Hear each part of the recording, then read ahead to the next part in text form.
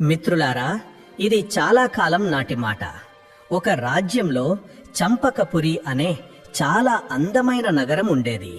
ఆ రాజు పేరు వీరసేనుడు మరియు అతను తన ప్రజలను కన్నబిడ్డల వలె చూసుకునేవాడు. రాజు వీరసేనుడు ఎల్లప్పుడూ తన ప్రజల మంచి కోసమే పనిచేసేవాడు. వారి సుఖదుఖాలలో పాలు పంచుకునేవాడు. అతని వద్దకు ఏ ఆశతో వచ్చిన వారైనా నిరాశతో తిరిగి వెళ్లేవారు కాదు.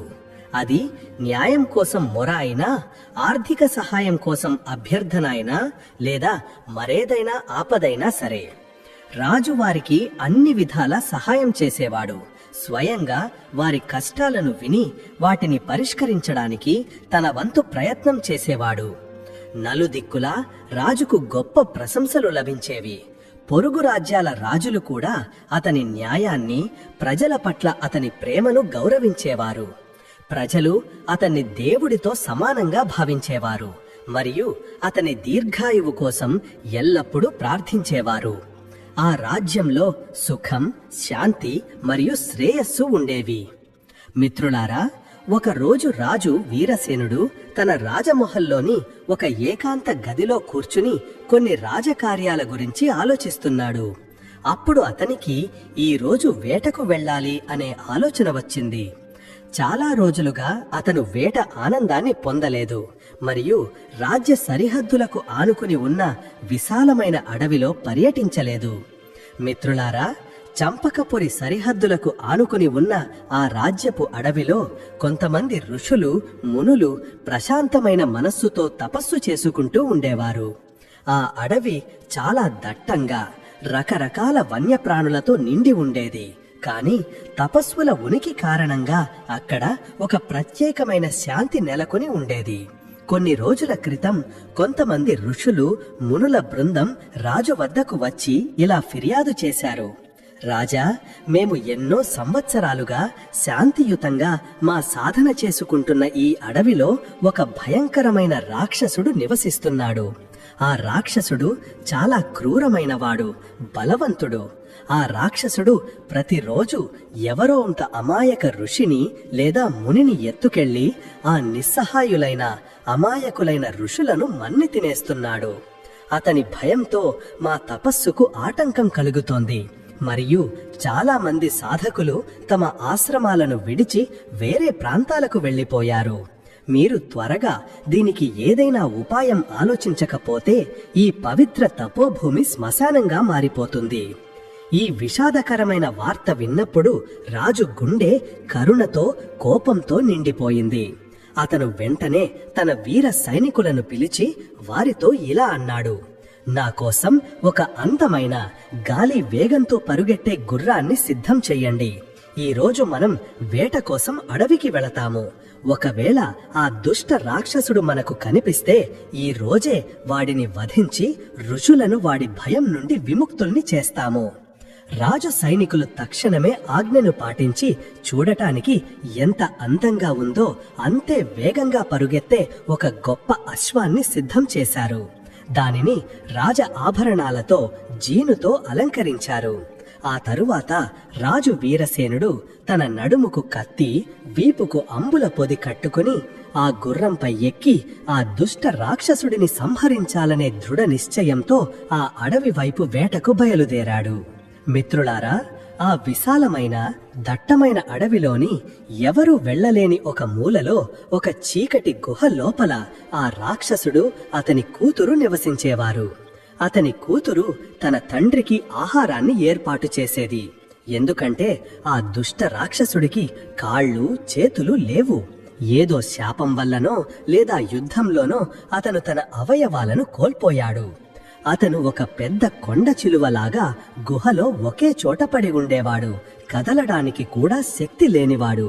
ఇక అతని కూతురు చాలా అందగత్తెలా నటించేది. ఆమె ఒక మాయావి. తన ఇష్టానుసారం రూపాన్ని మార్చుకోగలదు. ఆమె అమాయక ప్రయాణికులను, ముఖ్యంగా యువకులను, కాముకులైన పురుషులను తన అందమైన రూపాన్ని చూపించి ఆకర్షించేది. ఆమె కొన్నిసార్లు సాధువుల వేషంలో కూడా కనిపించి వారితో తీయతీయని మాటలు చెప్పి తన వలలో వేసుకునేది. కొన్నిసార్లు తన కల్పిత బాధను చెప్పి, కొన్నిసార్లు పెళ్లి ప్రస్తావన తెచ్చి వారిని తన గుహ లోపలికి పిలుచుకుని వెళ్లేది. ఇక గుహ లోపలికి వెళ్ళాక అక్కడ ఆ దుష్టుడు, అవయవాలు లేని రాక్షసుడు పొంచి ఉండేవాడు. అతను వారిని చంపి తినేసేవాడు. ఏ కాముకుడైన పురుషుడైనా ఆమె మారు రూపాన్ని చూసినప్పుడు ఆమెపై మోజుపడి, ఇంత అందమైన స్త్రీ ఈ భయంకరమైన అడవిలో ఒంటరిగా ఏమి చేస్తోందని ఆలోచించకుండా వెంటనే ఆమెతో వెళ్లడానికి అంగీకరించేవాడు. ఆమె ప్రతిరోజు కొత్త కొత్త బాటసారులను కలిసి వారితో ఇలా చెప్పేది, నువ్వు మా నాన్న దగ్గరికి రా, నేను నిన్ను పెళ్లి చేసుకోవడానికి మా నాన్న దగ్గరికి తీసుకెళ్లాననుకుంటున్నాను. మా నాన్న గొప్ప తపస్వి, నీ వీరత్వాన్ని సౌందర్యాన్ని చూసి తప్పకుండా సంతోషిస్తారు అని చెప్పి వారిని గుహ వరకు తీసుకువెళ్లేది. ఆమె తన వేటను గుహ వరకు తీసుకువచ్చే సమయానికి రాత్రి అయ్యేలా ప్రత్యేక శ్రద్ధ తీసుకునేది. ఎందుకంటే పగటి వెలుగులో ఎవరైనా ప్రయాణికుడు ఆ గుహలోకి ప్రవేశిస్తే దూరంగా కూర్చున్న ఆ దుష్ట రాక్షసుడు వారికి బహుశా కనిపించేవాడు. ఎందుకంటే గుహ ముఖద్వారం కొంచెం వెడల్పుగా ఉన్నా లోపలి దారి చాలా ఇరుకుగా ఉండేది. అందుకే రాత్రి సమయాన్ని ఉపయోగించుకుని ఆ నిస్సహాయులను గుహ లోపలికి తీసుకువెళ్లేది మరియు గుహ లోపల చాలా ఇరుకైన దారిలో నడిచేది. అదే ఇరుకైన దారిలో ఒక నిర్దిష్ట ప్రదేశంలో ఆమె తండ్రి, ఆ నరభక్షక రాక్షసుడు తన భయంకరమైన నోరు తెరుచుకుని కూర్చుని ఉండేవాడు. ఎవరైనా ఆ దారి గుండా వెళుతుంటే రాక్షసుడు వారిని తన దవడలలో బంధించేవాడు. ఈ విధంగా ఆ తండ్రి కూతుళ్ళిద్దరూ కలిసి మనుషులను చంపి తింటూ వారి మాంసంతో తమ ఆకలిని తీర్చుకునేవారు. ఇలా చేస్తూ ఆ ఇద్దరూ చాలా కాలం గడిపారు. లెక్కలేనంత మంది అమాయకుల ప్రాణాలను తీశారు. ఇప్పుడు రాజు వీరసేనుడు కూడా వేటాడుతూ ప్రతిరోజు అమాయకులను తన వేటగా మార్చుకుంటున్న ఆ రాక్షసుడు నివసించే అడవికే చేరుకున్నాడు. రాజు తన గుర్రంతో సహా రాక్షసుడి గుహ ఉన్న అడవిలోని ప్రత్యేక ప్రాంతంలోకి ప్రవేశించగానే ఆ దుష్ట రాక్షసుడికి మనిషి యొక్క ప్రత్యేకమైన వాసన రావడం మొదలైంది. అతని వాసన పసిగట్టే శక్తి చాలా తీవ్రంగా ఉండేది. అతను తన కూతురితో ఇలా అన్నాడు, అమ్మా, ఈ రోజు ఎవరో బలమైన మనిషి ఈ దారిలో వెళుతున్నాడు. అతని వాసన చాలా అద్భుతంగా ఉంది. నువ్వు త్వరగా వెళ్ళి అతన్ని ఎలాగైనా ఇక్కడికి తీసుకురా. నాకు చాలా బలమైన సువాసన వస్తోంది. ఈ రోజు మనకు కడుపు నిండా భోజనం దొరికేలా ఉంది. ఎవరో యవ్వనంలో ఉన్న దృఢమైన వ్యక్తి ఈ దారిలో వెళుతున్నట్లు అనిపిస్తోంది. నువ్వు వెళ్ళి అతన్ని నీ రూపవలలో చిక్కించి నా దగ్గరకు తీసుకురా. చాలా రోజుల తర్వాత మంచి వేట దొరికే అవకాశం ఉంది. మిత్రులారా, తన తండ్రి మాటలు విన్న అతని కూతురు చాలా అందమైన, మనోహరమైన అప్సరస రూపాన్ని ధరించింది. ఆమెను చూస్తుంటే స్వర్గం నుండి ఏదో అప్సరస భూమిపైకి దిగివచ్చినట్లు అనిపించింది. ఆమె శరీరం బంగారంలా మెరుస్తోంది.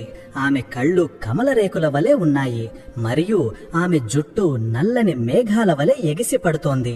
మిత్రులారా, ఆ రాక్షసి పరమ సుందరిగా మారి 16 అలంకారాలు చేసుకుని వాటిలో సుగంధ పుష్పమాలలు, మణి మాణిక్యాలు పొదిగిన ఆభరణాలు, పట్టు వస్త్రాలు ఉన్నాయి. మత్తైన నడకతో నడుమును వయ్యారంగా తిప్పుతూ రాజు వచ్చే అవకాశం ఉన్న దారి వైపు ఆ అడవిలోకి వెళ్ళింది. అటుగా రాజు వీరసేనుడు తన గుర్రంపై స్వారీ చేస్తూ వేట కోసం నెమ్మదిగా వస్తున్నాడు. అతని దృష్టి అంతా చుట్టూ ఉన్న వన్యప్రాణులను వెతకడంలో ఉంది. ఆ రాక్షసి దూరం నుండే చూసింది. తన తండ్రి ఆహారం ఒక తేజస్సు గల పురుషుడి రూపంలో గుర్రంపై స్వారీ చేస్తూ తన వైపే వస్తోందని చూడగానే ఎవరో ఒక దేశానికి రాజనిపిస్తోంది. అతని వస్త్రాలు, ఆయుధాలు రాజసం ఉట్టిపడేలా ఉన్నాయి. అతని ముఖంలో అద్భుతమైన తేజస్సు ఉంది. ఏది ఏమైనా చివరికి మనిషే కదా, ఇక రాజు మాంసమైతే ఇంకా రుచిగా ఉంటుంది అని ఆమె మనసులో అనుకుంది. మిత్రులారా, ఇదంతా జరుగుతున్న అదే అడవిలో ఒక పెద్ద మర్రి చెట్టు ఉండేది. దాని కొమ్మలు చాలా దూరం వరకు విస్తరించాయి. దాని ఊడలు భూమిని తాకుతూ ఉండేవి. అదే మర్రి చెట్టు యొక్క ఒక త్వరలో ఒక నాగరాజు, నాగిని జంట నివసించేది. వారిద్దరూ చాలా జ్ఞానులు, ధర్మాత్ములు. ఆ అడవిలో ఒక క్రూరమైన రాక్షసుడు అతని మాయలమారి కూతురు ఉన్నారని ఆమె అమాయకులను తన రూపవలలో చిక్కించుకుని తన తండ్రి దగ్గరికి తీసుకువెళుతుందని, అక్కడ వారి జీవితం ముగిసిపోతుందని ఆ నాగరాజుకు నాగినికి బాగా తెలుసు. ఈ రోజు వారు రాజు వీరసేనుడిని ఆ అడవిలో గుర్రంపై తిరుగుతూ చూడగానే నాగిని తన భర్త అయిన నాగరాజుతో ఇలా అంది, స్వామి, చంపకపురి రాజు వీరసేనుడు చాలా ధర్మాత్ముడు, న్యాయవంతుడు. ఈ రోజు ఈ అడవిలో ఒంటరిగా తిరుగుతున్నాడు. ఆ రాక్షస కూతురు తన మాయతో రాజునే తన వలలో వేసుకుంటుందేమోనని భయంగా ఉంది. అలా జరిగితే చంపకపురి అనాథ అవుతుంది, ప్రజలకు చాలా కీడు జరుగుతుంది. అందుకే మనం ఎలాగైనా రాజును రక్షించాలి. మిత్రులారా, ఆ నాగరాజు, నాగిని ఇద్దరూ తమ శక్తి సామర్థ్యాల మేరకు ప్రజలను కాపాడటానికి చాలా ప్రయత్నించేవారు. వారిని హెచ్చరించడానికి ప్రయత్నించేవారు. కానీ చాలాసార్లు ప్రజలు వారి మాటలను నమ్మేవారు కాదు, లేదా వారిని సాధారణ పాములుగా భావించి పట్టించుకోకపోవడము, లేదా వారి సంకేతాలను అర్థం చేసుకోలేకపోవడము జరిగేది. మిత్రులారా, ఇక్కడ ఏమి జరిగిందంటే, ఆ స్త్రీ, ఆ రాక్షసి అందమైన రూపాన్ని భరించి పెదవులపై మధురమైన చిరునవ్వుతో వస్తోంది. అటుగా రాజు వీరసేనుడు తన గుర్రంపై స్వారీ చేస్తూ అడవి నిశ్శబ్దాన్ని చీల్చుకుంటూ వస్తున్నాడు. ఆ నిర్మానుష్యమైన అడవి మధ్యలో చెట్ల నీడ, వికసించిన పువ్వులు ఉన్న ఒక అందమైన ప్రదేశంలో ఆ రాక్షస కూతురు రాజు దారికి అడ్డంగా నిలబడింది. తాను భయపడినట్లు, సహాయం కోసం ఎదురు చూస్తున్నట్లు నటిస్తూ రాజు దృష్టి యువరాణిలా ఉన్న ఆ అత్యంత సుందరమైన స్త్రీపై పడగానే రాజు ఆమె అద్భుతమైన అందానికి మోహితుడయ్యాడు. ఒక క్షణం పాటు అతను తన వేట లక్ష్యాన్ని కూడా మర్చిపోయాడు.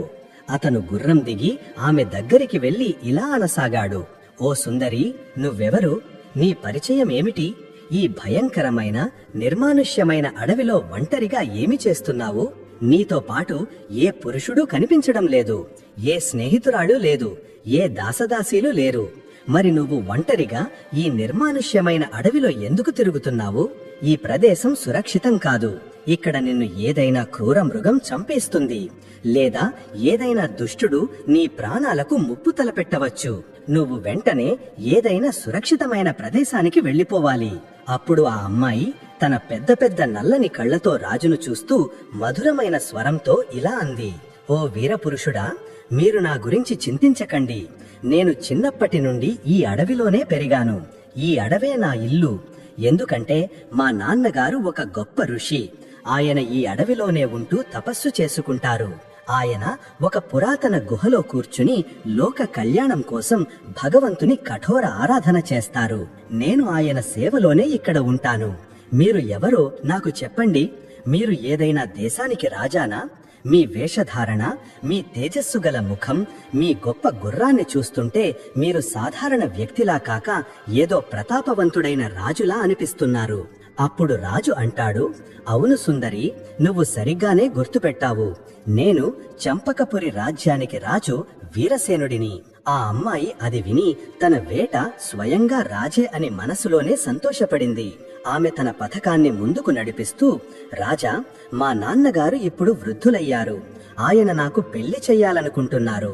ఆయన నాకే స్వేచ్ఛ ఇచ్చి నువ్వే వెళ్లి నీకోసం ఒక అందమైన, వీరుడైన, యోగ్యుడైన వరుడిని చూసుకునిరా అని ఆజ్ఞాపించారు. మా నాన్నగారి ఆజ్ఞను పాటిస్తూ నేను నా భర్తను వెతుక్కోవడానికి ఈ అడవిలోకి వచ్చాను. కానీ నేను చూస్తున్నాను, ఈ అడవిలో తపస్సు చేసుకుంటున్న వారంతా ముసలి ఋషులు, మునులే ఉన్నారు. వారు నాకు తగినవారు కాదు. నేను ఇంకా యవ్వనంలో ఉన్నాను. నాకు కూడా కొన్ని కోరికలు ఉన్నాయి. అందుకే నేను వారిని పెళ్లి చేసుకోలేను. మీ రూపాన్ని, సౌందర్యాన్ని చూసి మీ వీరోచితమైన తేజస్సును గ్రహించి మీరు ఏదో గొప్ప రాజుగారి కుమారుడో లేదా మీరే ఒక గొప్ప రాజు అని తెలుసుకున్నాను. మీరు అన్ని విధాలా నా భర్త అవ్వడానికి యోగ్యులు. మీరు నా ఈ వినయపూర్వకమైన అభ్యర్థనను స్వీకరించి నన్ను మీ భార్యగా అంగీకరిస్తారా? మిత్రువారా, ఈ ప్రపంచంలో అందమైన స్త్రీ యొక్క తీయని మాటలకు, ఆమె చేసే ప్రేమ ప్రతిపాదనకు అంత సులభంగా లొంగని వ్యక్తి ఎవరుంటారు? గొప్ప గొప్ప తపస్వులు, జ్ఞానులైన ఋషులు, మునులు కూడా స్త్రీ సౌందర్యం, ఆమె మాయ ముందు నిస్సహాయులయ్యారు. వారి తపస్సులు భగ్నమయ్యాయి. ఇక ఈ రాజు వీరసేనుడైతే సాంసారిక వ్యక్తి, భోగ విలాసాలలో పెరిగినవాడు. ఆ రాక్షస కూతురు తన యవ్వనం, తన అందం, తన మాటల చతురత అనే వలలో రాజును పూర్తిగా బంధించేసింది. మిత్రులారా, కామం వశంలోకి వెళ్ళినప్పుడు, వ్యక్తిపై కామం అనే మత్తు ఎక్కినప్పుడు మనిషి తన మంచి చెడు, ఏది సరైనది ఏది తప్పు అని ఆలోచించడం మర్చిపోతాడు. ఆ సమయంలో అతను వివేకాన్ని కోల్పోయి మదమత్తుడై కేవలం తన కోరికను తీర్చుకోవడం గురించే ఆలోచిస్తాడు. ఈ రాజు వీరసేనుడి విషయంలో కూడా దాదాపు అదే జరిగింది. అతను ఆ రాక్షసిపై పై అందానికి ఎంతగా ముగ్ధుడయ్యాడంటే అతని మనసులో ఏ రకమైన సందేహము కలగలేదు. రాజు ఇలా అనసాగాడు, ఓ సుందరి, నువ్వు నన్ను నీ భర్తగా ఎంచుకోవాలనుకుంటే నేను నీ ఈ పవిత్రమైన కోరికను స్వాగతిస్తున్నాను. నేను కూడా నిన్ను నా భార్యగా పొంది నన్ను నేను చాలా అదృష్టవంతుడిగా భావిస్తాను. నీ అందం అపూర్వమైనది, నీ స్వరం కోయిలలా మధురంగా ఉంది. నేను నిన్ను ఈ క్షణమే పెళ్లి చేసుకోవడానికి సిద్ధంగా ఉన్నాను. కాని చెప్పు, మీ నాన్నగారు ఎక్కడ ఉన్నారు? నేను ఆయన అనుమతి తీసుకోవాల్సిన అవసరం లేదా? అప్పుడు ఆ రాక్షసి తన పథకం విజయవంతం అవ్వడం చూసి మనస్సులోనే నవ్వుకుంటూ ఇలా అంది, మా నాన్నగారు దగ్గర్లోనే ఒక గుహలో తపస్సు చేసుకుంటున్నారు. ఆయన ఇప్పుడు గాఢమైన ధ్యానంలో ఉన్నారు. ఆ స్థితి నుండి ఆయనను మేల్కొలపడం సరైనది కాదు. అందుకే మహారాజా, మీరు 2 గడియలు అంటే కొంత సమయం వేచి ఉండాలి. నేను ఈ శుభవార్తను వెళ్లి మా నాన్నగారికి చెప్పి ఆయన అనుమతి తీసుకుని వస్తాను. మీరు ఇక్కడే నా కోసం వేచి ఉండండి. ప్రేమ కామం వశములో ఉన్న రాజు, సుందరి, నీకోసం నేను 2 గడియలు కాదు, జీవితాంతం వేచి ఉండగలను. నువ్వు త్వరగా వెళ్లి మీ నాన్నగారికి తెలియజేయి అని అన్నాడు. రాజు ఆ రాక్షస కూతురి మోహవలలో పూర్తిగా చిక్కుకున్నాడు. అతనికి కేవలం ఆ స్త్రీ, ఆమె సాన్నిధ్యం మాత్రమే కనిపిస్తోంది. రాక్షసి ఇలా అంది, రాజా, నేను ఈ ఎదురుగా ఉన్న దారిలో వెళుతున్నాను.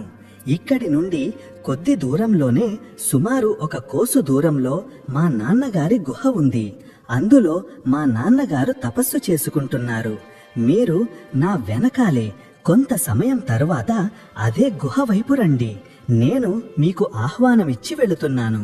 అక్కడ మీకోసం వేచి ఉంటాను అని చెప్పాడు. ప్రేమ కామం వశములో ఉన్న రాజు, సుందరి, నీకోసం నేను 2 గడియలు కాదు, జీవితాంతం వేచి ఉండగలను. నువ్వు త్వరగా వెళ్లి మీ నాన్నగారికి తెలియజేయి అని అన్నాడు. రాజు ఆ రాక్షస కూతురి మోహవలలో పూర్తిగా చిక్కుకున్నాడు. అతనికి కేవలం ఆ స్త్రీ, ఆమె సాన్నిధ్యం మాత్రమే కనిపిస్తోంది. రాక్షసి ఇలా అంది, రాజా, నేను ఈ ఎదురుగా ఉన్న దారిలో వెళుతున్నాను. ఇక్కడి నుండి కొద్ది దూరంలోనే, సుమారు 1 కోసు దూరంలో మా నాన్నగారి గుహ ఉంది. అందులో మా నాన్నగారు తపస్సు చేసుకుంటున్నారు. మీరు నా వెనకాలే కొంత సమయం తరువాత అదే గుహ వైపు రండి. నేను మీకు ఆహ్వానమిచ్చి వెళుతున్నాను. అక్కడ మీకోసం వేచి ఉంటాను అని చెప్పాడు. ప్రేమ కామం వశంలో ఉన్న రాజు, సుందరి, నీకోసం నేను 2 గడియలు కాదు, జీవితాంతం వేచి ఉండగలను. నువ్వు త్వరగా వెళ్లి మీ నాన్నగారికి తెలియజేయి అని అన్నాడు. రాజు ఆ రాక్షస కూతురి మోహవలలో పూర్తిగా చిక్కుకున్నాడు. అతనికి కేవలం ఆ స్త్రీ, ఆమె సాన్నిధ్యం మాత్రమే కనిపిస్తోంది.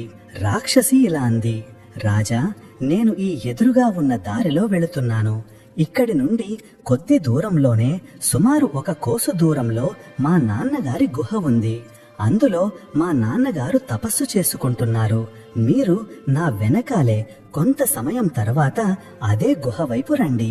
నేను మీకు ఆహ్వానమిచ్చి వెళుతున్నాను అని చెప్పి ఆ రాక్షస కూతురు రాజును చివరిసారిగా ఒక మత్తైన చూపు చూసి అక్కడి నుండి వేగంగా తన గుహ వైపు వెళ్లిపోయింది. కామం వశంలో ఉన్న ఈ రాజు తప్పకుండా తన దగ్గరకు వస్తాడని, తాను తన తండ్రికి ఆహారం అవుతాడని రాక్షస కూతురికి పూర్తి నమ్మకం ఉంది. ఇక్కడ రాజు మనసులో కూడా ఆ రాక్షసిని వీలైనంత త్వరగా పొందాలనే ఆతృత పెరగసాగింది. ఇప్పుడు రాజుకు 2 గడియల సమయం కూడా 2 రోజులంత భారంగా అనిపిస్తోంది. అతను పదే పదే ఆ రాక్షసి వెళ్లిన దిక్కువైపే చూస్తూ, ఈ 2 గడియల సమయం ఎప్పుడు గడుస్తుందా, నేను ఆ అపురూప సుందరిని నా భార్యగా ఎప్పుడు పొందుతానా అని మనసులో అనుకుంటున్నాడు. ఇక్కడ ఆ మర్రి చెట్టు తొర్రలో ఉన్న నాగరాజు ఈ దృశ్యాన్నంతా చూస్తున్నాడు. రాజు కామంతో ఉన్న స్థితిని కూడా బాగా గమనిస్తున్నాడు. ఈ ధర్మాత్ముడైన రాజు ఆ దుష్ట రాక్షసి ప్రాణాంతకమైన వలలో పూర్తిగా చిక్కుకున్నాడని అతను వెంటనే గ్రహించాడు. ఒకవేళ ఈ రాజు ఆ గుహ లోపలికి వెళితే ఖచ్చితంగా ఆ రాక్షసుడికి ఆహారమవుతాడు, చంపకపురికి కీడు జరుగుతుంది. ఇలా ఆలోచించి ఆ నాగరాజు తన పుట్ట నుండి బయటకు వచ్చి మనుష్య రూపం ధరించి లేదా తన శక్తి మేరకు రాజుతో మాట్లాడగలిగే రూపంలో రాజు ముందు ప్రత్యక్షమయ్యాడు. నాగరాజు ఇలా అనసాగాడు, ఓ బాటసారి, నీ రాజసం ఉట్టిపడే వేషధారణ, నీ ముఖములోని తేజస్సు చూస్తుంటే నువ్వు ఎవరో విద్వాంసుడైన తేజస్సు గల పరాక్రమవంతుడైన రాజులా అనిపిస్తున్నావు. అప్పుడు స్త్రీ ఆలోచనలలో మునిగి ఉన్న రాజు ఉలిక్కిపడి నాగరాజు వైపు చూసి, అవును నాగరాజా, మీరు సరిగ్గానే గుర్తించారు. నేను చంపకపురి రాజు వీరసేనుడిని. కాని మీరు నా ముందు ఇలా అకస్మాత్తుగా రావడానికి కారణం ఏమిటి అని అన్నాడు. అప్పుడు నాగరాజు అంటాడు, రాజా, నువ్వు ఏ పని చెయ్యడానికి ఇంత ఆతృతగా ఉన్నావో అది నీకు చాలా పెద్ద ఆపదను, ప్రాణ సంకటాన్ని తీసుకురాగలదు. ఆ అమ్మాయిని నువ్వు అపురూప సుందరి అనుకుంటున్నావు, కాని ఆమె ఏ విధంగానూ నీకు తగినది కాదు. ఆమె ఉద్దేశం మంచిది కాదు. ఆమెను మర్చిపోయి ఆమె మోహాన్ని త్యజించి ఇక్కడి నుండి వెంటనే నీ రాజ్యానికి తిరిగి వెళ్లడమే నీకు మంచిది. మిత్రులారా, నాగరాజు చెప్పిన ఈ స్పష్టమైన ఇష్టం లేని మాటలు విని రాజుకు కోపం వచ్చింది. అతను ఇలా అన్నాడు, నాగరాజా, నీకు మతిపోయిందా? లేక నన్ను చూసి అసూయ పడుతున్నావా? అందుకే నాతో ఇలా అంటున్నావు.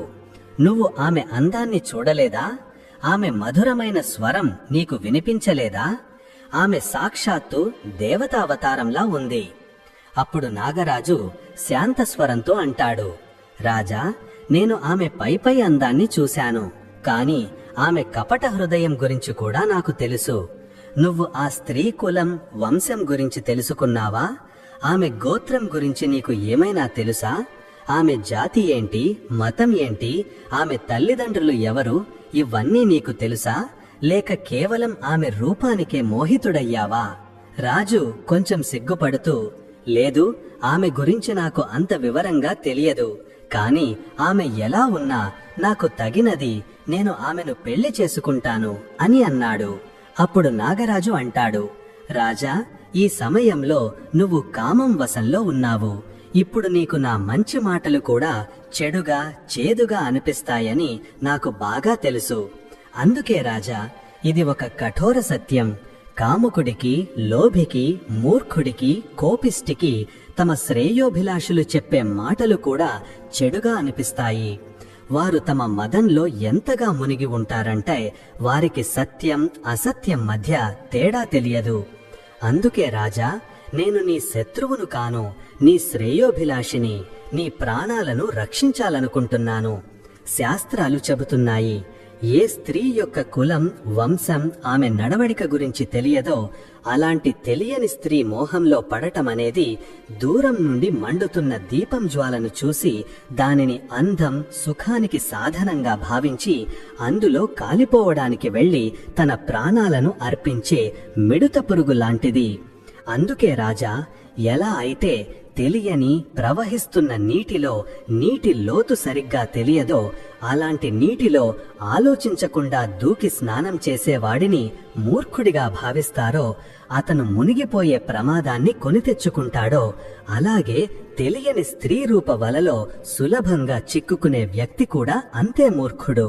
రాజు నాగరాజు మాటలకు కొంచెం ప్రభావితుడయ్యాడు. అతని కోపం కొంచెం తగ్గింది. అతను ఇలా అనసాగాడు, నాగరాజా, మీరు స్పష్టంగా ఏమి చెప్పాలనుకుంటున్నారు? మీ గూఢమైన మాటలు నాకు సరిగ్గా అర్థం కావటం లేదు. అప్పుడు నాగరాజు అంటాడు, రాజా, నువ్వు ఏ స్త్రీని పెళ్లి చేసుకోవడానికి ఇంత ఉత్సాహంగా ఉన్నావో ఆ స్త్రీ ఆ గొప్ప వర్తకుడి భార్య. అంత అందంగా ఉందా? ఆమె అంత సుశీల, గుణవతి, పతివ్రతన? తన భర్తను సంకటం నుండి గట్టెక్కించి అతనికి సరైన మార్గం చూపించగల ఆమె అంత చతురత, వివేకం కలదా? రాజు ఇది విని ఆశ్చర్యపోయి, ఏ వర్తకుడు? నేను అలాంటి ప్రత్యేకమైన వర్తకుడి గురించి గాని అతని భార్య గురించి గాని ఎప్పుడూ వినలేదు. అసలు ఎవరో ఈ వర్తకుడి భార్య? నువ్వు ఆమెను అంతగా పొగుడుతున్నావు, ఆమెను ఆ అప్సరసలాంటి కన్యతో పోలుస్తున్నావు అని అన్నాడు. నాగరాజు అనసాగాడు, రాజా, నువ్వు ఆ తెలివైన వర్తకుడి భార్య గురించి వివరంగా తెలుసుకోవాలనుకుంటే నువ్వు ఓపికగా నా దగ్గర ఇక్కడే ఉండి నా మాటలు వినాలి. ఆమె కథ వింటే నీకు నిజమైన అందం, నిజమైన స్త్రీత్వం అంటే ఏమిటో తెలుస్తుంది. మిత్రులారా, ఇప్పుడు రాజుకు ఆ నాగరాజు మాటలు వినాలనే, ఆ వర్తకుడి భార్య కథ తెలుసుకోవాలని తీవ్రమైన కోరిక కలిగింది. అతని దృష్టి ఆ రాక్షసి నుండి కొద్దిసేపు మళ్ళింది. అతను, సరే నాగరాజా, నాకు ఆ వర్తకుడి భార్య గురించి తప్పకుండా చెప్పండి. ఆమెలో అలాంటి గుణాలు ఏమున్నాయో నేను తెలుసుకోవాలనుకుంటున్నాను అని అన్నాడు. అప్పుడు నాగరాజు, రాజా, నేను నీకు ఆ వర్తకుడి పూర్తి కథ, అతని భార్య గుణగణాల వర్ణన 2 గడియల తర్వాత చెబుతాను. ఇప్పుడు పగటి సమయం. ఇలాంటి గంభీరమైన, నీతివంతమైన కథలను ప్రశాంత వాతావరణంలో, ముఖ్యంగా సాయంత్రం లేదా రాత్రి సమయంలో చెప్పడం మంచిది. అప్పుడు మనసు ఏకాగ్రంగా ఉంటుంది. నేను నీకు ఈ కథను వివరంగా సాయంత్రం చెబుతాను అని అన్నాడు. మిత్రులారా, ఇలా చెప్పి నాగరాజు తన పుట్ట లోపలికి వెళ్ళిపోతాడు. ఇప్పుడు రాజు పెద్ద సందిగ్ధంలో పడ్డాడు. ఒకవైపు 2 గడియల తర్వాత ఆ రూపవతి అయిన రాక్షసి దగ్గరకు, ఆమె గుహకు వస్తానని మాట ఇచ్చాడు. అతని మనసు అటువైపే లాగుతోంది. మరోవైపు ఈ రహస్యమైన నాగరాజు 2 గడియల తర్వాతే వర్తకుడి భార్య ఆసక్తికరమైన కథ చెబుతానని సమయమిచ్చాడు. ఇది అతని జిజ్ఞాసను ఇంకా పెంచింది. మిత్రులారా, ఆ నాగరాజు నిజానికి ఆ రాజును ఎలాగైనా ఆపాలనుకున్నాడు. అతన్ని మాటల్లో పెట్టి సమయం గడపాలనుకున్నాడు. తద్వారా రాజు ఆ రాక్షసి దగ్గరకు వెళ్లకుండా అతని ప్రాణాలు సురక్షితంగా ఉంటాయి. కాని రాజు అయితే ఆ సుందరి మోహంలో బురితరా చిక్కుకున్నాడు. ఇక్కడ ఆ నాగరాజు రహస్యమయమైన మాటలు విని ఒక సందిగ్ధంలో నిలబడ్డాడు. ఇప్పుడు నేను ఎటు వెళ్ళాలి? నా ప్రేయసి వైపా, లేక ఈ జ్ఞాని అయిన నాగరాజు కథ వినడానికి ఆగాలా అని. కాని బహుశా రాజు చేసుకున్న పుణ్యకర్మలు ఫలించాయో, లేక దేవుడి తోడు దొరికిందో అతని మనసులో కొంచెం సద్బుద్ధి కలిగింది. అతను ఆలోచించసాగాడు, ఆ సుందరిని నేను తరువాతైనా కలుసుకోవచ్చు. కాని ఈ నాగరాజు మాటల్లో ఏదో రహస్యం తప్పకుండా ఉంది. నేను ఆ వర్తకుడి భార్య గురించి తప్పకుండా తెలుసుకోవాలి. అసలు ఆ వర్తకుడి భార్య ఎలా ఉండేది? ఈ నాగరాజు ఆ వర్తకుడి భార్యను ఎందుకు అంతగా పొగుడుతున్నాడు? ఆమె నడవడికలో అంతటి ప్రత్యేకత ఏముంది? అందుకే నేను ఈ రోజు రాత్రి ఇక్కడే ఈ మర్రి చెట్టు కింద ఉండి ఈ నాగరాజు నుండి వర్తకుడి కథ తప్పకుండా వినాలి. ఇలా ఆలోచించి అతను ఆ రాక్షసి దగ్గరకు వెళ్లే ఆలోచనను కొద్దిసేపటికి వాయిదా వేసుకున్నాడు.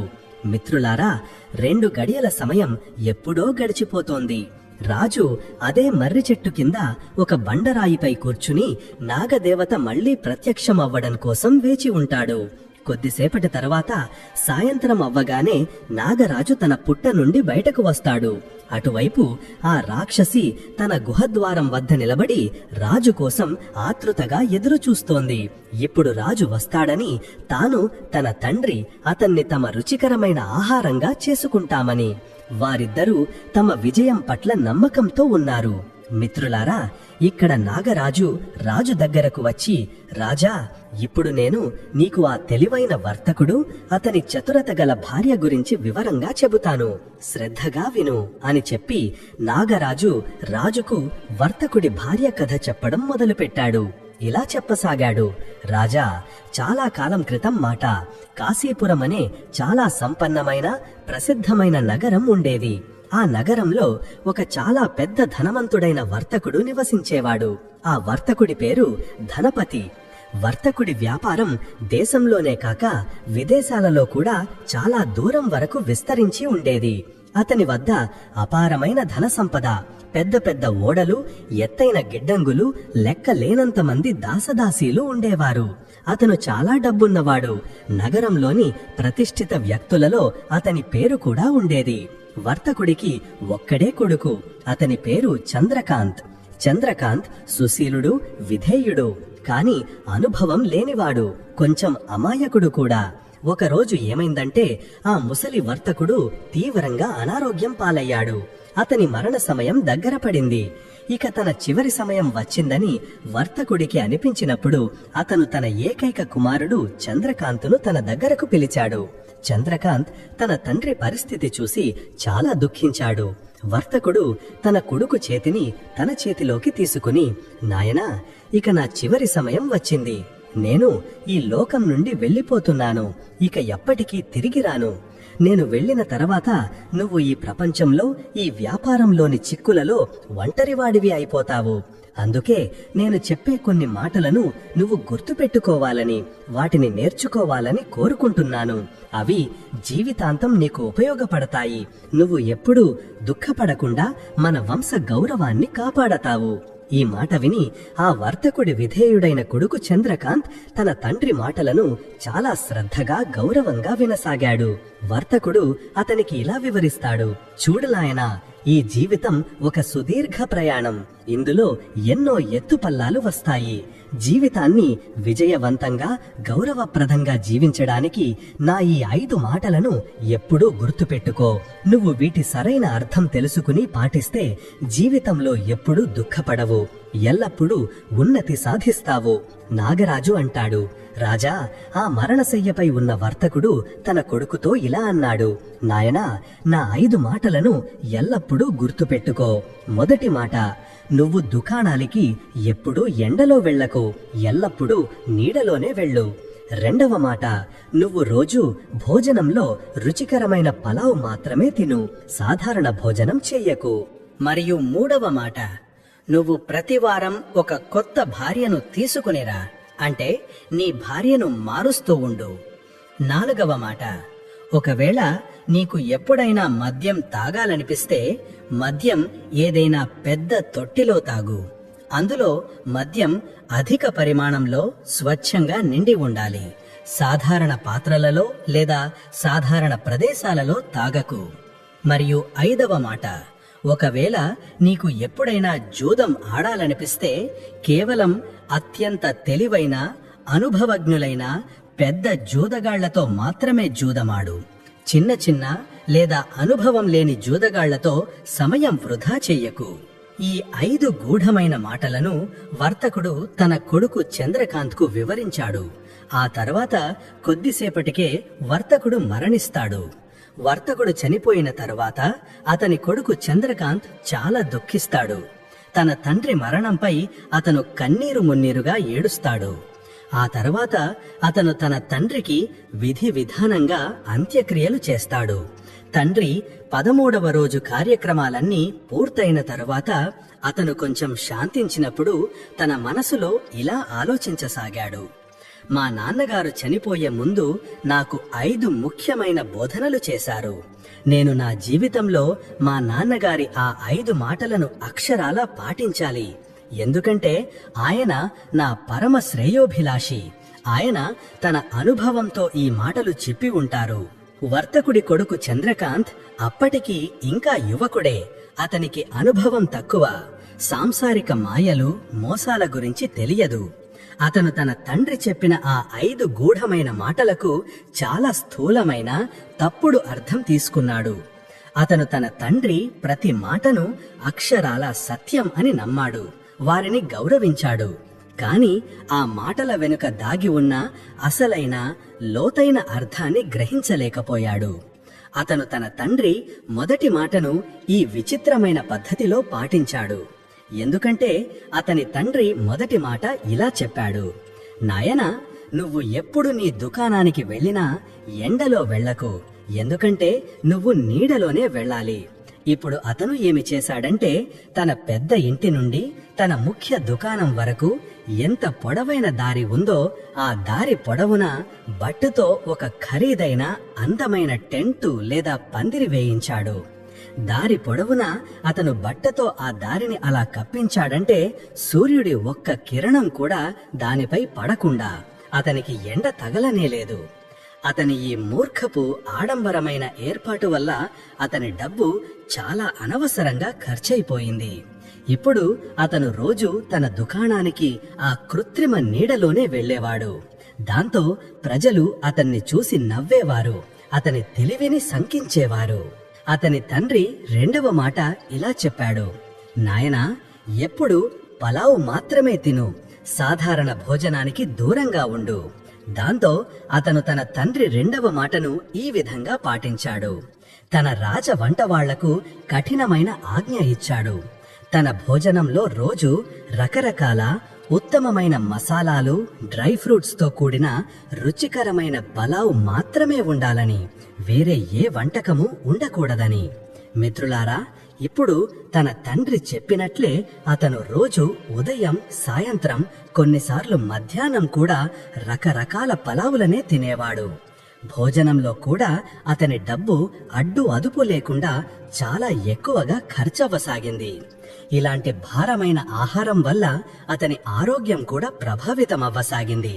కాని అతను తండ్రి ఆజ్ఞను పాటించడంలోనే నిమగ్నమయ్యున్నాడు. ఇక వర్తకుడి మూడవ మాట ఏంటంటే, ప్రతి వారం ఒక కొత్త భార్యను తీసుకురా.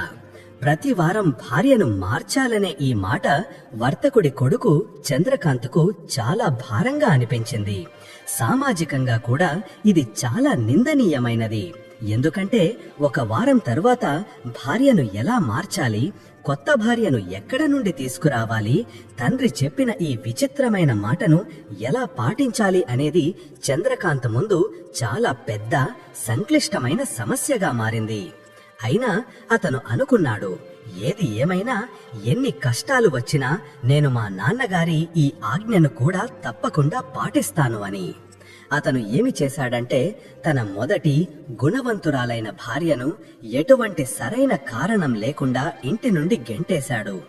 ఆ తర్వాత వచ్చిన రెండవ భార్యను కూడా కేవలం ఒక వారమే తన ఇంట్లో ఉంచుకున్నాడు. 7 రోజులు పూర్తయిగానే ఏదో ఒక సాకు చెప్పి, ఏదో ఒక లోపం చూపి ఆమెను కూడా ఇంటి నుండి పంపేశాడు. ప్రతి వారం కొత్త పెళ్లి చేసుకోవడం, తర్వాత భార్యను వదిలేయడం వల్ల అతనికి పెద్ద మొత్తంలో ధన నష్టం కలగడమే కాకుండా సమాజంలో అతని పరువు కూడా మట్టిలో కలిసిపోతోంది. ఇక అతన్ని పెళ్లి చేసుకుని వచ్చిన ఏ అమ్మాయి జీవితమైనా ఒక వారంలోనే నాశనమైపోయేది. ఆమెపై వదిలివేయబడినదనే నిందపడేది. నెమ్మదిగా ఈ విషయం నగరం మొత్తం, చుట్టుపక్కల ప్రాంతాలలో అగ్గిలా వ్యాపించింది. ఈ వర్తకుడి కొడుకు ఒక పిచ్చివాడని, ఇతను కేవలం 7 రోజులు మాత్రమే భార్యలను ఇంట్లో ఉంచుకుంటాడని, ఆ తరువాత వారిని వదిలేస్తాడని. ఇప్పుడు గౌరవనీయులు, సామాన్యులు అందరూ అతనికి తమ కూతుర్లను ఇవ్వడానికి నిరాకరించారు. ఏ మంచివాడు అతనికి తన కూతురినిచ్చి పెళ్లి చేయడానికి ఒప్పుకోలేదు. ఇప్పుడు తండ్రి ఆజ్ఞను ఎలా పాటించాలని ఆలోచించాడు. అతను ఎలాగూ డబ్బున్నవాడే. తండ్రి అపారమైన ఆస్తి అతనికి వారసత్వంగా వచ్చింది. ఇప్పుడు అతను ప్రతి వారం కొత్త కొత్త స్త్రీలను డబ్బు ఆశ చూపి కొనడం మొదలుపెట్టాడు. అతను అడిగినంత డబ్బు ఇచ్చి ఏదైనా పేద లేదా అత్యాశగల కుటుంబం నుండి ఒక స్త్రీని ఒక వారం పాటు కొనుక్కునేవాడు. 7 రోజుల తర్వాత వారిని కూడా తన ఇంటి నుండి పంపేసేవాడు. ఈ విధంగా అతను ఎందరో అమాయక స్త్రీలను కొని వదిలేశాడు. ఎందుకంటే అతను తన తండ్రి ఆజ్ఞను పాటిస్తున్నానని నమ్మాడు. భార్యను ఇంటి నుండి పంపడానికి అతను ఏదో ఒక అబద్ధపు సాకు లేదా కల్పితమైన లోపాన్ని వెతికేవాడు. ఈ విధంగా అతను అనేక స్త్రీల జీవితాన్ని, గౌరవాన్ని నాశనం చేశాడు. నెమ్మదిగా వర్తకుడు కూడబెట్టిన చాలా వరకు ధనం ఇలాంటి మూర్ఖపు పనులలో, వ్యసనాలలో కరిగిపోసాగింది. ఇక ప్రతివారం కొత్త భార్యను తీసుకురావడం కష్టమైనప్పుడు, ఎందుకంటే ఇప్పుడు ఏ స్త్రీ కూడా ఇష్టపూర్వకంగా అతన్ని పెళ్లి చేసుకోవడానికి ఇష్టపడలేదు. బలవంతంగా కూడా ఎవరూ తమ కూతురిని ఇవ్వడానికి సిద్ధంగా లేరు. అప్పుడు అతను మరింత చింతించాడు.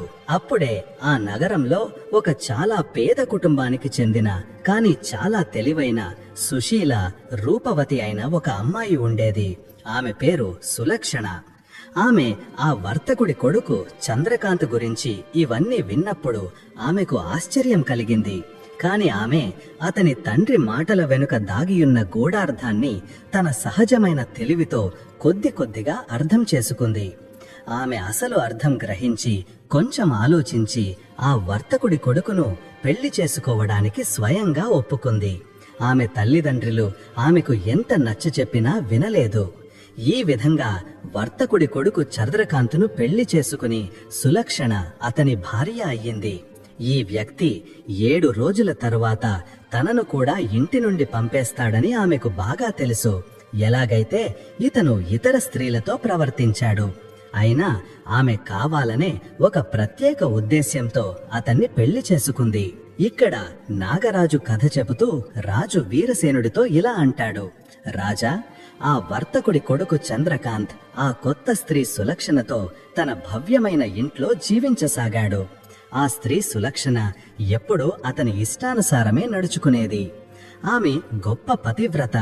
చంద్రకాంత్ ప్రతి చిన్న పెద్ద అవసరాన్ని జాగ్రత్తగా చూసుకునేది. ప్రతి పనిని అతను చెప్పక ముందే చేసి చాలా పద్ధతిగా పెట్టేది. ఆమె ఎప్పుడు వర్తకుడి కొడుక్కి ఏ రకమైన ఫిర్యాదు చేయడానికి కూడా అవకాశం ఇవ్వలేదు. జేతే అతను కోప్పడి లేదా ఏదైనా లోపం చూపి ఆమెను ఇంటి నుండి పంపగలడు.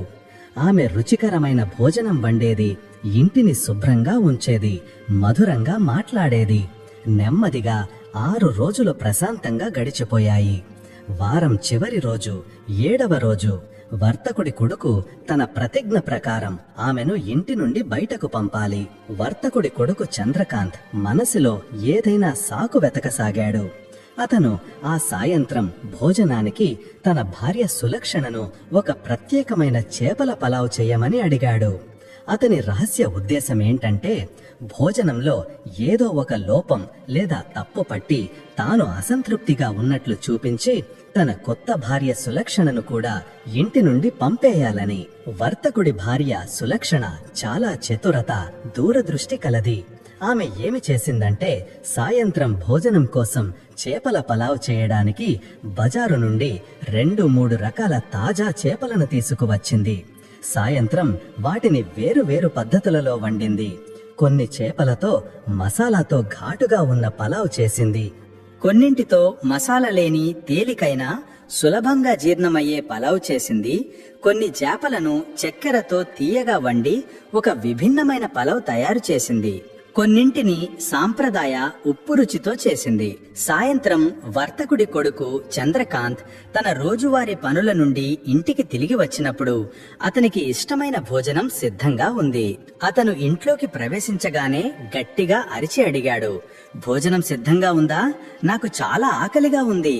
అప్పుడు అతని భార్య సులక్షణ చాలా వినయంగా: అవును స్వామి, భోజనం పూర్తిగా సిద్ధంగా ఉంది. మీరు కాళ్ళు చేతులు కడుక్కుని కూర్చోండి అని చెప్పి మొదట ఒక తీయటి పలావ్ ప్లేట్ను, అందులో సువాసన గల అన్నం, తీయగా వండిన చేపలు ఉన్నాయి, తన భర్త ముందు పెట్టింది. ఆ తీయటి పలావును చూడగానే వర్తకుడి కొడుకు కోపంతో మండిపడి: ఇదేం చేశాం? ఇదెలాంటి పలావ్? నాకు ఉప్పగా మసాలాతో ఉన్న పలావ్ కావాలి. నా ఇష్టమేంటో నీకు అంతమాత్రం కూడా తెలియదా అని అన్నాడు. అతని భార్య సులక్షణ శాంతంగా: స్వామి, బహుశా మీకు తీయటి పలావ్ నచ్చదేమోనని నాకు తెలుసు. అందుకే మీ ఇష్టాన్ని దృష్టిలో ఉంచుకుని మీకోసం ప్రత్యేకంగా ఉప్పగా మసాలాతో ఉన్న పలావ్ కూడా చేశాను అని చెప్పి వెంటనే ఉప్పు పలావ్ ఉన్న మరో ప్లేట్ను అతని ముందు పద్ధతిగా పెట్టింది. తరువాత వర్తకుడి కొడుక్కి ఈ విషయంలో ఏ సాకు దొరక్కపోవడంతో చేపల రకంలో లోపం వెతికాడు. నేను మరో రకం ఆ నదిలో దొరికే ప్రత్యేకమైన చేప తింటాను. ఈ సముద్రపు చేప నాకు నచ్చదు అని అన్నాడు. మధ్యలో తేలికపాటి సంగీతం వంటి వర్ణన. ఆమె అది వినగానే సులక్షణ అతను చెప్పకముందే మరో ప్లేట్లో ఆ ప్రత్యేకమైన నది చేపల పలావును కూడా అతని ముందు వడ్డించింది. దాన్ని ఆమె ముందే చేసి పెట్టింది. ఆ తరువాత వర్తకుడి కొడుకు తన భార్యతో ఏమీ అనలేదు. ఎందుకంటే అతని వద్ద చెప్పడానికి ఏ సాకు మిగల్లేదు. అతను ఇష్టం లేకపోయినా 2-3 వేర్వేరు ప్లేట్ల నుండి కొంచెం కొంచెం తిని మౌనంగా నిద్రపోవడానికి తన గదిలోకి వెళ్లిపోయాడు. ఎందుకంటే అతను తన తెలివైన భార్యను ఏ సాకు చెప్పి ఇంటి నుండి పంపలేకపోయాడు. మరుసటి రోజు ఉదయం వర్తకుడి కొడుకు చంద్రకాంత్ నిద్రలేవగానే అతని భార్య సులక్షణ అతనితో చాలా ప్రేమగా, స్వామి, ఈ రోజు నాకు మా పుట్టింటికి వెళ్లాలని ఉంది. వాళ్లను చూసి చాలా రోజులయ్యింది. నేను ఈ రోజు మా పుట్టింటికి వెళతాను. మీరు కూడా నాతో రావాలి. మనమిద్దరం రోజంతా అక్కడే ఉందాం. మన కుటుంబ సభ్యులను కలుద్దాం. సాయంత్రం మన ఇంటికి తిరిగి వద్దాం అని అంది. ఇది విని వర్తకుడి కొడుకు చంద్రకాంత్ మనసులోనే చాలా సంతోషపడ్డాడు. అతను అనుకున్నాడు, ఇదేదో తనే చాలా మంచి ఉపాయం చెప్పింది. నేను ఈమెను వాళ్ల పుట్టింటిలోనే వదిలేసి మౌనంగా తిరిగి వచ్చేస్తాను. ఇలా తండ్రి ఆజ్ఞ పాటించినట్లు అవుతుంది. నాకు ఏ సాకు చెప్పాల్సిన అవసరం ఉండదు అని. మరుసటి రోజు ఉదయం అల్పాహారం చేసిన తరువాత వర్తకుడి కొడుకు చంద్రకాంత్, అతని భార్య సులక్షణ తమ అత్తవారింటికి అంటే సులక్షణ తండ్రి ఊరికి వెళ్లడానికి సిద్ధమయ్యారు. అతని భార్య సులక్షణ తన ఊరిలో తన తండ్రి సాధారణ ఇంట్లోకి వెళ్లగానే అక్కడ ఆమె మొదట ఏకాంతంగా తన తండ్రితో, నాన్నగారు, ఈ వ్యక్తి నా భర్త. స్వభావరీత్యా చెడ్డవాడు కాదు, కాని కొంచెం అమాయకుడు, తెలివి తక్కువవాడు. తన తండ్రి మాటలకు తప్పుడు అర్థం తీసుకుని తన జీవితాన్ని, ఆస్తిని నాశనం చేసుకుంటున్నాడు. కాని నేను అతనికి నా పద్ధతిలో యుక్తిగా అన్నీ వివరిస్తాను. మీరు కేవలం నాకు సహకరించండి. మీరు ఈ రోజు ఇతని భోజనానికి మరేమి ప్రత్యేకంగా వండకండి. కేవలం సాదా పూరీలు మాత్రమే చెయ్యండి. గుర్తుంచుకోండి, పూరీలతో పాటు కూర, ఊరగాయ లేదా పెరుగు కూడా ఉండకూడదు. కేవలం వట్టి పూరీలు అని చెప్పింది. ఆమె తల్లి ఇది విని ఆశ్చర్యంగా, అమ్మాయి, నువ్వేం మాట్లాడుతున్నావు? అల్లుడు మొదటిసారి ఇంటికి వచ్చాడు. మనం అతనికి కేవలం వట్టి పూరీలు పెడతామా? ప్రజలు ఏమనుకుంటారు అని అంది. సులక్షణ తన తల్లికి భరోసా ఇస్తూ, అవునమ్మా, నేను చెప్పేది నిజమే. మీరు నా మాట నమ్మండి. భోజనంలో కేవలం సాదా పూరీలు మాత్రమే చెయ్యండి. దీనికి ఒక ప్రత్యేక కారణం ఉంది అని చెప్పింది. ఇప్పుడు అత్తవారింట్లో అల్లుడి కోసం సులక్షణ చెప్పిన ప్రకారం కేవలం వేడి వేడి పూరీలు మాత్రమే చేసి పెట్టారు. కొన్ని గంటల తర్వాత మధ్యాహ్నం సమయం అవ్వగానే చంద్రకాంత్కు ఆకలి వేయసాగింది. అప్పుడు సులక్షణ తన భర్తను ఒక శుభ్రమైన గదిలోకి తీసుకువెళ్లి అతన్ని ఒక ఆసనంపై కూర్చోబెట్టి, మీరు ఇక్కడ కూర్చుని కొద్దిసేపు సాయంత్రం భోజనం కోసం వేచి ఉండండి. భోజనం త్వరలోనే సిద్ధమవుతుంది. కొంతమంది ప్రత్యేక అతిథులు రాబోతున్నారు. వారితో పాటే మీరు భోజనం చేస్తారు అని చెప్పింది. వర్తకుడి కొడుకు చంద్రకాంత్ పాపం చాలాసేపటి వరకు భోజనం కోసం ఎదురు చూస్తూ ఉన్నాడు. భోజనం కోసం ఎదురు చూస్తూ ఉండగా అతని ఆకలి ఇంకా పెరిగిపోయింది. కడుపులో ఎలుకలు పరుగెత్తసాగాయి. అప్పుడు అతను అసహనంతో తన భార్య సులక్షణను పిలిచి తినడానికి ఏదైనా అడిగాడు. అతని భార్య, స్వామి, మనం మరికొంతమంది అతిథుల కోసం ఎదురు చూస్తున్నాం. బహుశా ఆ అతిథులకు దారిలో ఎక్కడో ఆలస్యమైనట్లుంది. అందుకే వారు ఇంకా రాలేదు అని అంది. వర్తకుడి కొడుకు, నా వల్ల ఇంకా ఆగడం కాదు.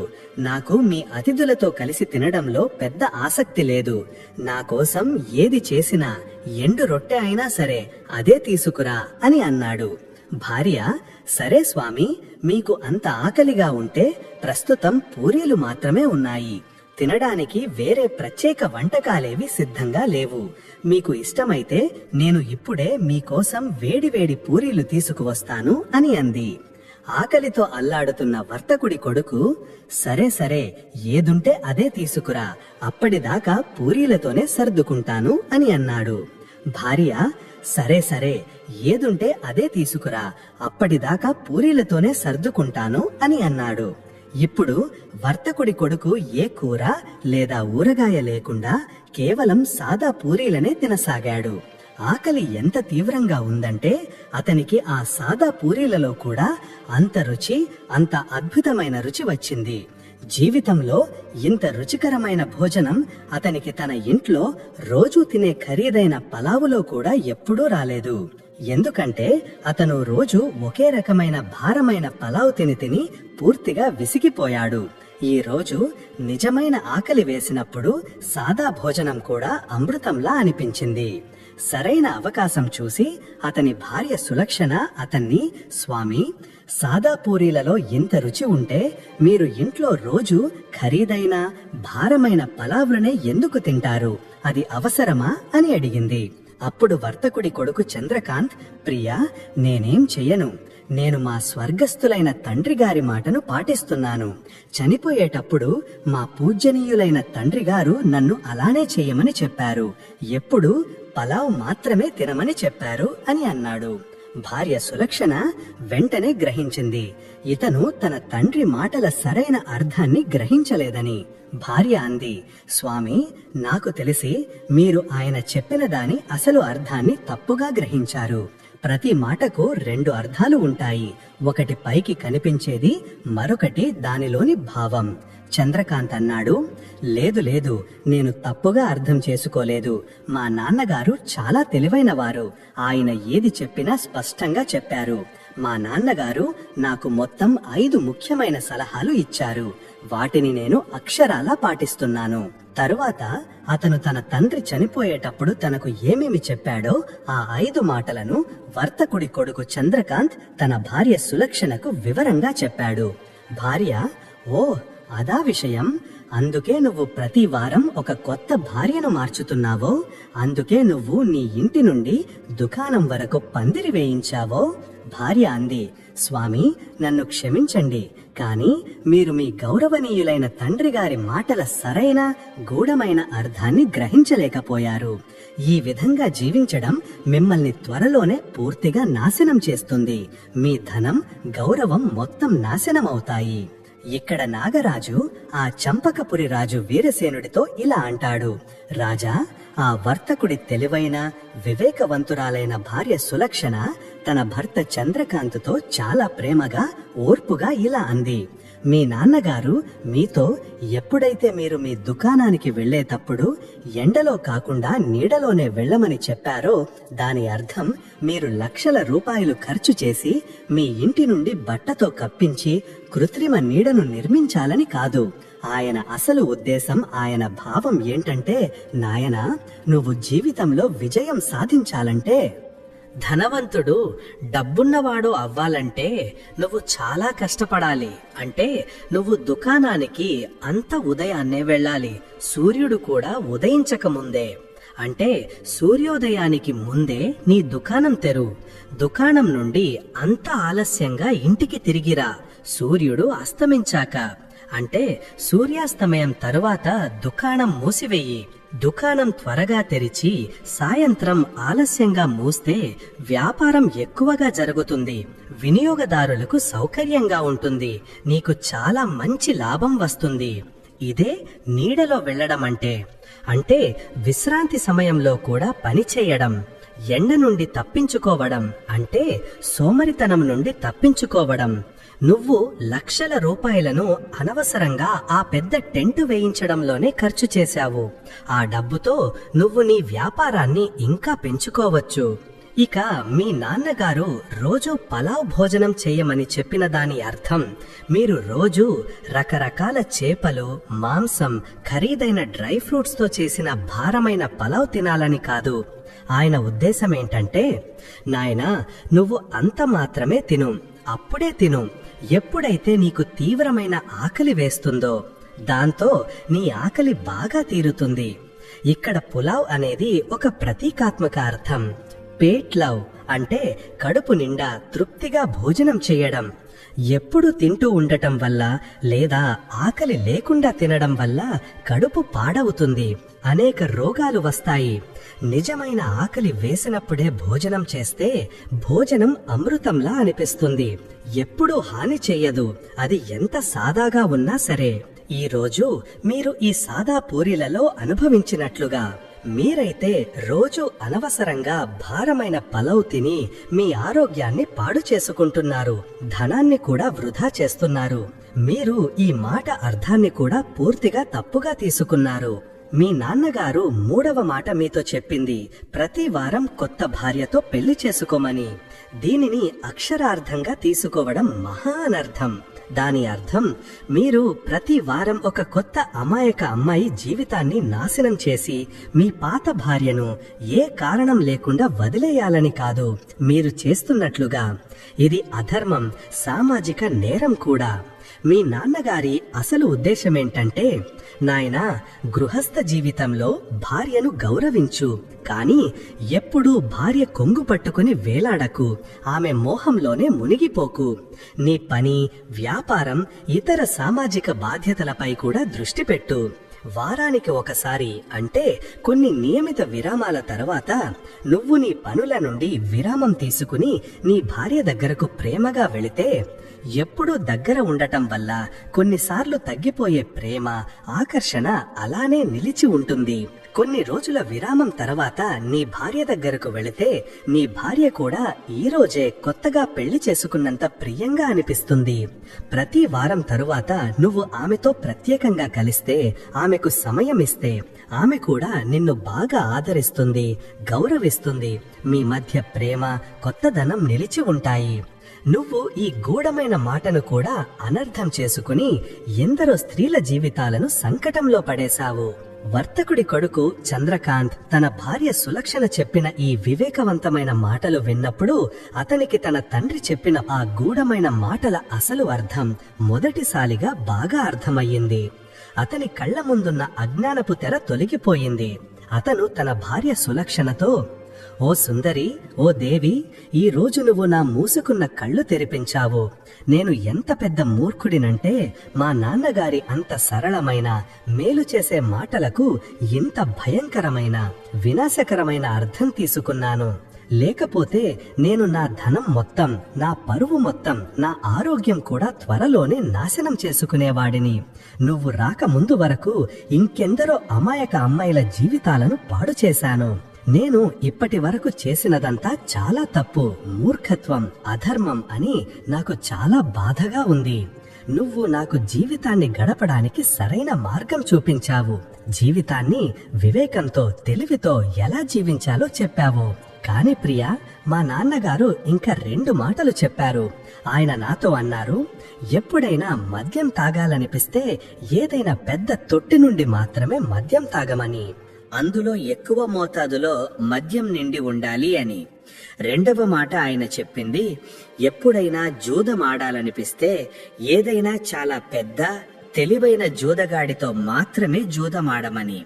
దయచేసి నాకు ఈ 2 మాటల అసలు అర్థం కూడా వివరించు అని అన్నాడు. అతని భార్య సులక్షణ నవ్వి, స్వామి, మనమిప్పుడు మన ఇంటికి వెళదాం. నేను మీకు ఈ 2 మాటల అసలు అర్థాన్ని దారిలో నడుస్తూ ప్రత్యక్షంగా చూపిస్తూ వివరిస్తాను. ముందు మీరు మా నాన్న, అమ్మల దగ్గర ఇంటికి వెళ్ళడానికి అనుమతి తీసుకోండి అని అంది.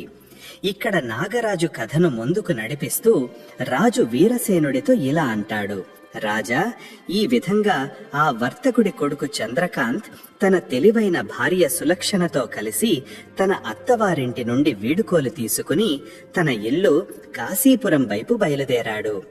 దారిలో నగరం బయటి అంచున ఒక పెద్ద జూదం గృహం ఉంది. అక్కడ పెద్ద పెద్ద ధనవంతులు, విలాసవంతులు జూదమాడటానికి వచ్చేవారు. వర్తకుడి భార్య సులక్షణ తన భర్త చంద్రకాంతును తీసుకుని ఆ జూదం గృహం లోపలికి వెళ్ళింది. అక్కడ ఆమె తన భర్తను ప్రతి బల్లపై జరుగుతున్న మోసాలు, వంచనలు, కుట్రలను చాలా శ్రద్ధగా చూడమని, అర్థం చేసుకోమని చెప్పింది. ఒకప్పుడు చాలా పెద్ద, పేరు మోసిన జూదగాళ్లుగా ఉండి, కాని ఈ రోజు జూదంలో తమ సర్వస్వం, ధనం, ఆస్తి, ఇల్లు, వాకిలి, మానం, మర్యాద అన్నీ కోల్పోయి కటిక పేదవాళ్లై రోడ్డున పడి దయనీయమైన జీవితం గడుపుతున్న వారిని కూడా కల్పించింది. వర్తకుడి భార్య సులక్షణ అంది, స్వామి, మీ నాన్నగారి ఉద్దేశం ఇదే. మీకు ఎప్పుడైనా జూదమాడాలనిపిస్తే మీరు ఈ పెద్ద పెద్ద కాని ఇప్పుడు నాశనమైపోయిన జూదగాళ్లను వచ్చి చూడాలి, వారి దగ్గర కొద్దిసేపు కూర్చోవాలి. మీరు ఈ దుస్థితికి ఎలా చేరుకున్నారు, మీ ఈ నాశనం ఎలా జరిగింది అని అడగాలి. మీ నాన్నగారు మీరు ఇదంతా మీ కళ్ళతో చూడాలని కోరుకున్నారు. జూదం చివరి పరిణామం ఎంత భయంకరంగా ఉంటుందో, జూదగాళ్ల జీవితం చివరికి ఎంత చెడుగా దుఃఖమయంగా మారుతుందో, తద్వారా మీరు జూదం యొక్క చెడును అర్థం చేసుకుని దానికి ఎప్పుడూ దూరంగా ఉంటారు. మీరు దానిని కూడా తప్పుగా అర్థం చేసుకున్నారు, మీరే పెద్ద జూదగాళ్లతో ఆడాలని. ఆ తరువాత వర్తకుడి భార్య సులక్షణ తన భర్త చంద్రకాంతును తీసుకుని నగరం యొక్క ఆ భాగానికి వెళ్ళింది. అక్కడ మద్యం తయారు చేసే ఒక పెద్ద కర్మాగారం, మద్యం నిల్వ చేసే ప్రదేశం ఉండేది. అక్కడ మద్యం తయారు చేయడానికి ఒక చాలా పెద్ద భూగర్భ ట్యాంక్ లేదా తొట్టి ఉండేది. అందులో 1000 గ్యాలన్ల పచ్చి పండిన మద్యం నిండి ఉండేది. భార్య మద్యం నిండిన ఆ పెద్ద ట్యాంకు వైపు చూపిస్తూ తన భర్తతో, రండి స్వామి, దీనిని దగ్గర నుండి చూద్దాం. మీ నాన్నగారి ఆజ్ఞ ప్రకారం మీరు ఇక్కడే నుండే కడుపు నిండా మద్యం తాగండి అని అంది. ఆ ట్యాంకు నుండి ఎంత చెడు కుళ్ళిన వాసన వస్తోందంటే అక్కడ సరిగ్గా నిలబడి శ్వాస తీసుకోవడం కూడా కష్టంగా ఉంది. ఇక దానిని తయారు చేసే పద్ధతి, అందులో కుళ్ళుతున్న ముడి సరుకు, ఆ దృశ్యం చాలా అసహ్యంగా రోత పుట్టించేలా ఉంది. దానిని చూసి దాని వాసనకే వర్తకుడి కొడుకు చంద్రకాంత్కు తల తిరిగి వాంతి వచ్చినట్లయింది. అతను 2 అడుగులు వెనక్కి జరిగి, వద్దు వద్దు, నేను ఈ అసహ్యమైన మద్యాన్ని అస్సలు తాగలేను, ఇక్కడ ఒక్క క్షణం కూడా ఉండటం కష్టం అని అన్నాడు. అప్పుడతని భార్య సులక్షణ, స్వామి, ఇదా కదా మీ నాన్నగారు అసలు చెప్పాలనుకున్నది. అందుకే ఆయన మీతో అన్నారు, ఎప్పుడైనా మద్యం తాగాలనిపిస్తే ఇలాంటి పెద్ద ట్యాంకు నుండి మాత్రమే తాగమని. తద్వారా మీరు మద్యం యొక్క వాస్తవికతను, దాని మురికిని, దాని దుష్పరిణామాలను మీ కళ్ళతో చూడగలరు, దానిని అసహ్యించుకుంటారు. జీవితంలో ఎప్పుడూ మద్యం సేవించరు, ఈ వ్యసనానికి ఎప్పుడూ దూరంగా ఉంటారు అని అంది. నాగరాజు అంటాడు, రాజా, తన తెలివైన భార్య సులక్షణ నోటి నుండి తన తండ్రి చెప్పిన 5 గూఢమైన మాటల అసలు కళ్యాణకారి అర్థాన్ని తెలుసుకున్న తర్వాత వర్తకుడి కొడుకు చంద్రకాంత్ తన భార్య పాదాలపై పడి ఆమెను క్షమాపణ కోరాడు. అతను, ఓ దేవి, నువ్వు సాధారణ స్త్రీవి కాదు, సాక్షాత్తు సరస్వతి లక్ష్మీదేవి అవతారం. నువ్వు నా జీవితంలోకి వచ్చి నా జీవితాన్ని నిజంగా ధన్యం చేశావు. నువ్వు నన్ను అజ్ఞానమనే అంధకారం నుండి బయటకు తీసి జ్ఞానమనే వెలుగులోకి తెచ్చావు. నాకు సరైన మార్గాల జ్ఞానాన్ని అందించావు. లేకపోతే ఇప్పటికి నేను పూర్తిగా నాశనమైపోయేవాడిని. నేను ఎందరో నిరపరాధుల కీడు చేశాను, ఎంత ధనాన్ని వృధా చేశాను, ఎందరో అమాయక స్త్రీలను నా ఇంటి నుండి నిరాశ్రయులను చేసి పంపేశాను. నీలాంటి గుణవతి, వివేకవంతురాలు, పతివ్రత అయిన స్త్రీ ఏ ఇంట్లో ఉంటుందో ఆ ఇంటికి ఎప్పుడూ ఏ పరిస్థితిలోనూ చెడు జరగదు, ఆ ఇల్లు ఎప్పుడూ వర్ధిల్లుతుంది అని అన్నాడు. ఈ విధంగా వర్తకుడి కొడుకు చంద్రకాంత్ తన చతురత, గుణవంతురాలైన భార్య సులక్షణతో కలిసి ఆనందంగా, గౌరవప్రదంగా జీవించసాగాడు. ఆమె సలహాతో తన వ్యాపారాన్ని మళ్లీ ఉన్నత శిఖరాలకు చేర్చాడు. ఇక్కడ నాగరాజు రాజు వీరసేనుడితో ఇలా అంటాడు, రాజా, ఎప్పుడైతే నీకు ఈ విధమైన వర్తకుడి భార్య లాంటి గుణవతి, వివేకవంతురాలు, నిజమైన శ్రేయోభిలాషి అయిన భార్య దొరుకుతుందో, ఆమె నీ ప్రతి సరైన తప్పుడు మాటకు తేడాను వివరించగలదో, నిన్ను సన్మార్గంలో నడవడానికి ప్రేరేపించగలదో, అప్పుడు నువ్వు తప్పకుండా పెళ్లి చేసుకో. ఒకవేళ నువ్వు ఏదైనా స్త్రీ యొక్క పై అందం, యవ్వనం అనే మాయాజాలంలో చిక్కుకుంటే, ఇప్పుడు నువ్వు ఆ అడవి స్త్రీ పట్ల ఆకర్షితుడయ్యావో, అప్పుడు నువ్వు చాలా పెద్ద ఆపదలో చిక్కుకోవచ్చని తెలుసుకో. ఎందుకంటే ఏ స్త్రీ అయితే తన అంతర్గత గుణాలు, ఆలోచనలు, సద్బుద్ధి, పవిత్ర నడవడికతో అందంగా ఉంటుందో ఆ స్త్రీయే నిజానికి అత్యంత అందమైనది, పూజనీయురాలు. కేవలం శారీరక రూపమనే మాయాజాలం మనిషికి క్షణిక సుఖాన్నిచ్చి చివరికి ఘోరమైన ఆపదలో పతనంలోకి నెట్టేస్తుంది. ఏ స్త్రీ కేవలం తన రూపాన్ని ప్రదర్శిస్తుందో, ఆమెలో వేరే ఏ గుణమూ లేదో అలాంటి వారికి ఎప్పుడూ దూరంగా ఉండాలి. చాలాసార్లు అలాంటి రూపగర్వితులైన స్త్రీల వలలో చిక్కుకున్న తరువాత మనిషి జీవితం నరకంగా మారుతుంది. అతను జీవితాంతం ఏడుస్తూ పశ్చాత్తాపపడుతూ ఉంటాడు. నాగరాజు ఇంకా ఇలా అంటాడు, రాజా, ఏ స్త్రీ స్వభావరీత్యా కోపిష్టిగా అంటే మాటి మాటికి కోప్పడేదిగా, కఠినంగా మాట్లాడేదిగా, గొడవపడే స్వభావం కలదిగా ఉంటుందో ఆ స్త్రీకి ఎప్పుడూ దూరంగా ఉండాలి. అలాంటి కోపిష్టి స్త్రీలు ఎప్పుడూ తమ భర్త, కుటుంబ సభ్యులను తమ కఠినమైన మాటలతో, దుష్ప్రవర్తనతో మానసికంగా గాయపరుస్తూ ఉంటారు. దాంతో ఇంటి శాంతి భగ్నమవుతుంది.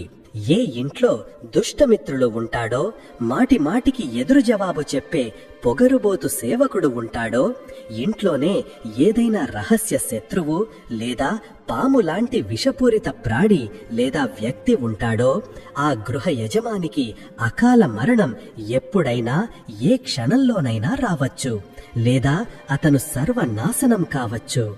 కాబట్టి ఈ ముగ్గురి నుండి ఎప్పుడూ జాగ్రత్తగా ఉండాలి.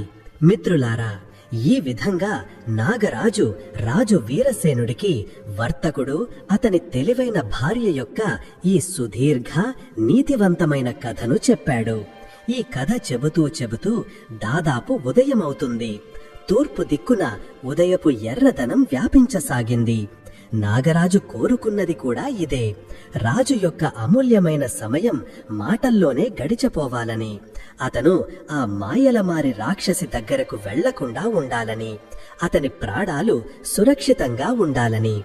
రాజు వీరసేనుడు కథ విని అతని ఉపదేశాలను గ్రహించి అతనికి ధన్యవాదాలు తెలిపాడు. అతనికి తన తప్పు తెలిసి వచ్చింది. అతని మోహం కూడా తొలగిపోయింది. నాగరాజు తనను ఒక పెద్ద సంకటం నుండి రక్షించాడని అతను గ్రహించాడు. తాను భవిష్యత్తులో ఎప్పుడూ కేవలం పై అందానికి, వివేకంతో పనిచేస్తానని నాగరాజుకు వచనమిచ్చాడు. ఆ తరువాత రాజు వీరసేనుడు తన రాజ్యం చంపకపురికి తిరిగి వెళ్ళాడు. ఆ రాక్షసుడు రాక్షసిని సంహరించడానికి సరైన సైన్యంతో, ప్రణాళికతో మళ్లీ రావాలని నిశ్చయించుకున్నాడు. మిత్రులారా, ఈ కథ మీకు తప్పకుండా నచ్చిందని, దీని నుండి మీకు కొన్ని ముఖ్యమైన నీతులు కూడా లభించాయని నేను ఆశిస్తున్నాను. కథ నచ్చితే మా వీడియోను లైక్, సబ్స్క్రైబ్ జరూర్ చెయ్యండి. ధన్యవాదాలు.